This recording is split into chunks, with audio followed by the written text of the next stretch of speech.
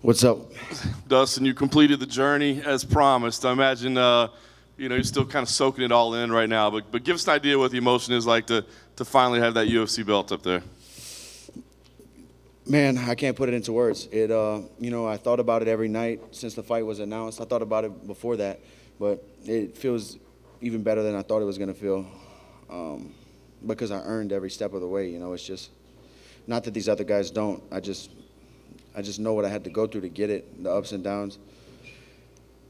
It feels amazing, man. Yeah. It was clear you had to earn it tonight, too. I mean, you had to dig deep from the second round on. Physically, how did you feel in there? Was it the pace of that first round just too much, or was there adrenaline? I mean, what was going on in there? I mean, I was throwing power shots a lot. Every punch was almost a power shot. And brawled a little bit more than I wanted to. But when you fight, a guy who throws volume like that and you try to match his volume and disrupt his timing, I knew that the workload was gonna be a lot. I knew that mentally coming into this fight. We prepared for it in the gym, and I knew it was gonna be a gunslinging match. You guys had a lot of respect for each other all throughout, but there was some talking in there tonight, some staring down. Give us an idea what the conversations were like, what was going on there. One time, my mouth was bleeding, and I spit on him, and the ref said, "Hey, you can't spit on him," and he said, like he knew I didn't do it on accident. I didn't aim at him, but it just might have hit him. Man, it's a fist fight. You might get some spit on you. When I hit him with a good shot, he would say that was good, or start clapping. When I kneed him in the face, and before he started bleeding, when he picked his head up from the knee, I saw the gash, and I said, "Gotcha." And then it was a battle, man. Yeah. As you said, it's a piece of the championship, and you want the completed one. Dana said, the Khabib fight definitely is the one that makes sense for you. It's your fight. He said he's thinking September is the right time. Give us an idea how you're feeling physically right now. Is that a likely date? Is that the fight that makes sense for you? We'll see. Whenever they want to do it, I'm down. Like you just said, and like I said before, this is a piece of the world title, but it's a damn good piece, and we need to unify the belts. But right now, I have no injuries from the fight, bumps and bruises, of course. My hands hurt from hitting Max so much. He's so durable, so tough. He's a great champion. My left bicep hurts a little bit. I might need to get that checked out. I don't know if I pulled something, but other than that, I feel good. And last thing for me, Khabib obviously has an incredible record. Nobody's been able to figure him out. What is it that you feel like you bring to the table that will be different than anybody else did, that you'll be the guy that's able to beat him? Grit, determination, the right amount of crazy, self-belief, everything it takes to be a champion. I have that. Dustin, you said post-fight, that there was a moment in there like you felt the fight was slipping away from you. What did you have to do mentally to come back from that? Because it did look like maybe you were getting a little fatigued at points in the fight, and you managed to obviously get it back together and close it out pretty strong. Just pull myself together, stay in the fight. Like, it's all mental, There were a couple times he hit me with some good shots. It looked like I was fatigued, but I was hurt a couple times against the fence. Just pull myself together, keep my feet under me, and keep believing. Like, I just had to have a second with myself. Like those thoughts creep in, and I got to tell myself, don't talk to me like that. And that's what it was.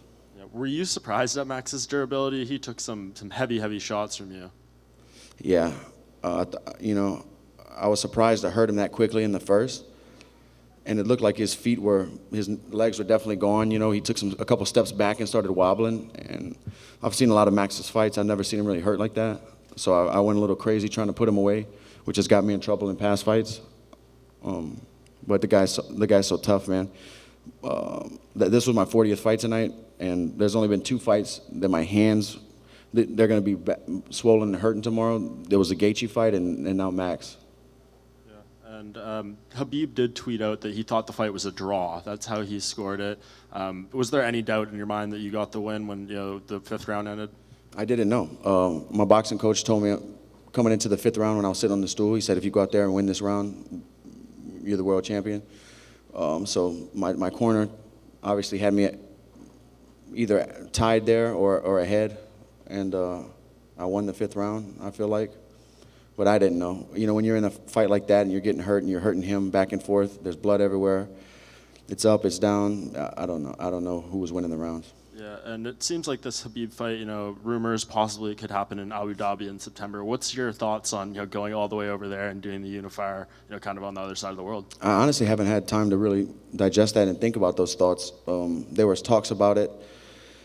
Whoever won this fight was going to fight him, but I didn't look that far because I knew the fight I had tonight was going to be a serious one, and I knew my hands were full with Max. So tomorrow, next week, now I'll start thinking about it, and we'll see. But, I don't know what's going to happen. Yeah, and just last thing, I know after you had beat Justin Gaethje, you gave us that really emotional interview talking about, you made the promise to your wife that you would get to this moment. You guys had a nice moment in the octagon and everything, but when you're backstage, when you have that belt, maybe later tonight, what's kind of that going to be like now that you've accomplished this? I don't know. I got to go home and really find out, but she's been there with me since the first fight, and it's been a long journey, and like I've said before, she believed in me at times when I was ready to stop fighting, and I wouldn't be here with this belt if it wasn't for her. So it's just as much hers, this whole journey, and I'm just appreciative to be able to share it with her. And I've been saying it all week to her, to my management, to my team, that in the words of Teddy Atlas, I knew I had 25 minutes to make life fair tonight. Nothing mattered. When I've been overlooked or knocked out, dropped fights in the past, and had to climb back up, nothing mattered but 25 minutes tonight to make life fair and be a world champion. And that's all I cared about, man, is showing up for 25 minutes, staying focused. And my wife knew that I was going to go out there, and I was willing to leave a piece of myself in there. And I was. And I might have. I can't wait, man. I'm bringing my daughter to the zoo Monday morning. Her dad is the champ. I have a video on my phone of her running around saying, "Dad's the champ," before I was. I've watched it 100 times this week. Nobody can take this away from me. I paid for it in full with blood, sweat, and tears. And I don't know if anybody's ever had a dream or a goal that took all of themselves to become a reality. And that's what this represents to me. Dustin, thanks for bringing us that awesome fight to Atlanta, man. It was great. And tell me, what went through your mind after you hitting him so hard, so many times, and the guy, it was fighting like nothing happened to him? I thought I was going to put him away a few times. And, he didn't get on the bicycle. He walked forward when he was hurt and crowded me and made it hard for me to hit him. And he hit me with shots. The guy's a warrior. I knew I was in a dogfight. After each round, going back to my corner, I was just thinking how this fight's insane. I'm hurt. He's hurt. He's spitting blood, and I have nothing bad to say about Max at all. He's still the champ. Yeah. So on your when you get home, so what you gonna be cooking, man? Man, I don't know. It's in Louisiana. It's Festival International right now, and I definitely need some jambalaya, and I'm gonna be eating a lot for sure. What's for your future? Can you tell us?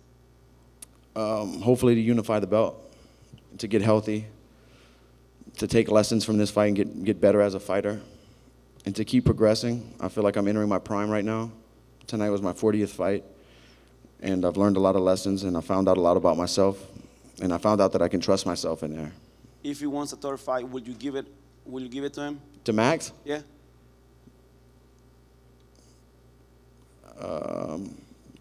I think this represents my next fight has to be for a unification fight, but I love Max, man. I'll fight him 5 more times. Thanks, man. Dustin, right here. Congratulations. Incredible fight. You'd been asked about, Max, the shots that he was able to take in that fight. I'm just curious, when you're hitting him with everything that you have and this man is still walking forward, is there a mental adjustment you almost have to make? I think I made it towards the end of the fight. I realized that, I'm wasting a lot of energy and making this fight a lot closer than it needs to be, brawling. So I just got behind my jab and started to throw my cross a little bit more straighter. Tried to pump the jab. He started using less head movement towards the end of the fight, and the jab was finding its home very easy. he's kind of tricky.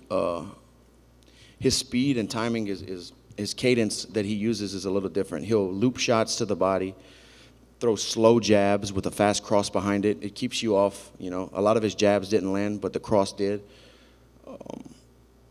You know, the guy's a good striker. It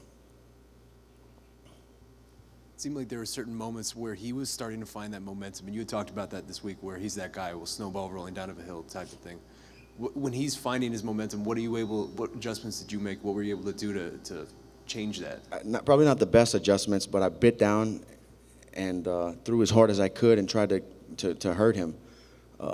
Multiple times on the fence. I missed a lot. I probably looked like a maniac out there. I haven't seen any clips really, but I tried to hurt him, you know.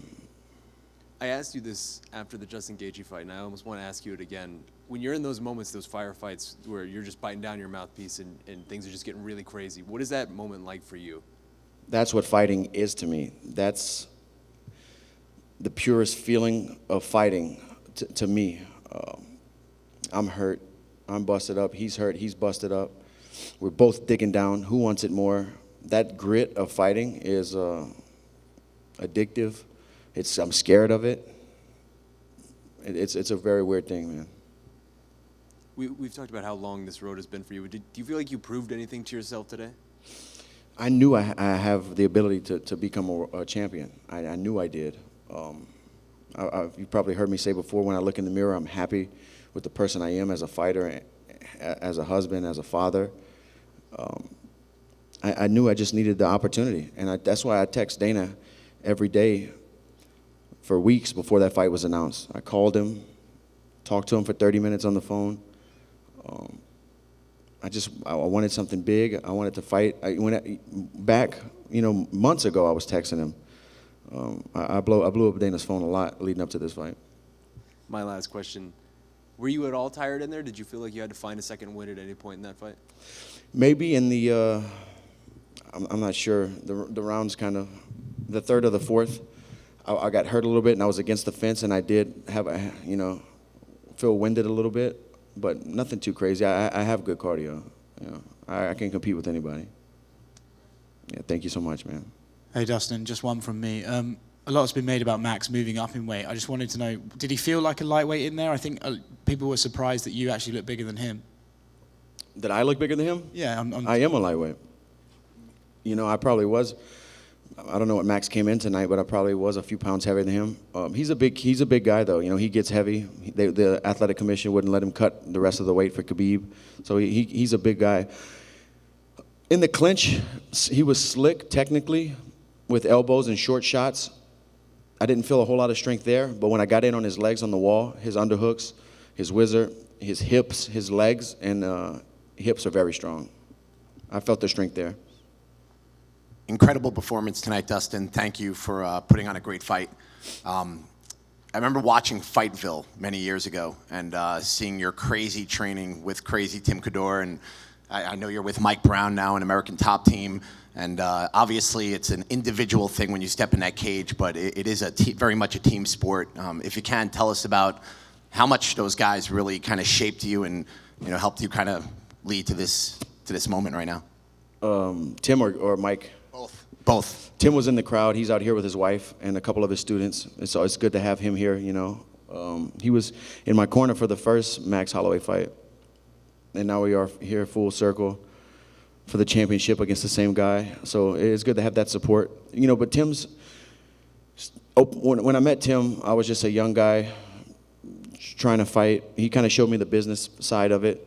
He taught me great jiu-jitsu technique and, the martial arts.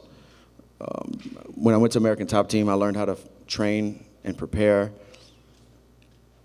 and schedule like a professional fighter. Before I was around, nothing against Tim or anybody he has in his camp and his team. Those are all my good friends. I'm going to go back home and start working with them now that I'm back in Louisiana.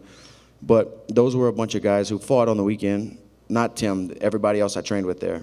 The roster of guys wasn't that big. These guys were part-time fighters. When I went to American Top Team, these guys were full-time fighters. That's how they fed their family. So the room was different. The lessons were different. The camaraderie was different. And that's what really being around guys like Thiago Alves, Robbie Lawler is a good buddy of mine now, a guy who I respect a lot, and a guy when I have dropped fights in the past when I didn't want to get out of the house for the weeks after would come and pull me out of the house. Robbie's a good guy, a very quiet guy, doesn't talk a lot, he's not on social media and stuff, but he's a really good person. Being around guys like that and picking their brains really let me know so much more about this game. I don't know, it's not even a game. I'm tired of calling it a game or a sport. This is survival, that's what this is. Dustin, just two last things, and we'll let you get out of here. When he tried to hit you with the Darce at the end of the fourth round, you guys kind of exchanged some words a little bit. If there was more time there, would that have been deep, and what was just your little exchange after? Yeah, it would have been. It was locked in very deep. But the reason it was locked in that deep is because I knew the time was short, and I was kind of just killing the clock there. Like I knew there was less than 10 seconds. He's not going to finish that. It was kind of, you shouldn't do that, but it was kind of just like whatever. The bell's about to ring. I knew I was safe. Cool. And just last thing, you're obviously going to be auctioning off your fight gear. Can we just give you one last opportunity to, describe your platform and what you're going to be doing? Yeah, a young kid named Aaron Hill had a very rare brain disease called ALD,